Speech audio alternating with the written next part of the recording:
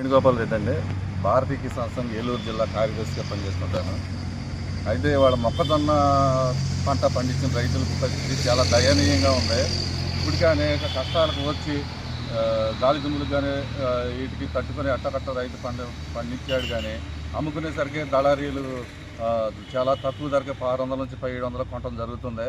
ఓ పక్క ప్రభుత్వం 2400 ప్రభుత్వం మద్దతు ధర ప్రకటించింది. కానీ వాటి వరకు ప్రభుత్వం మార్కెట్ యార్డులు పెట్టి కొనకపోవడంతో ఉన్నతంగా ఇంకా రేటు తగ్గిపోయే ప్రమాదం ఉంది.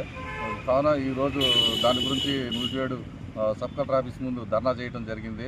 వెంటనే ఇప్పటికైనా ప్రభుత్వం తగు చర్యలు తీసుకొని మొక్కజొన్నలో కొనుగోలు చేయకపోతే ఒక్కొక్క కింటాకు వచ్చి రైతు 500 నుంచి 600 రూపాయలు నష్టపోవడం జరుగుతుంది. ఆ విధంగా ఎకరానికి వచ్చేసి 20,000 రూపాయలు ప్రతి ఒక్క ఎకరానికి నష్టపోవడం జరుగుతుంది.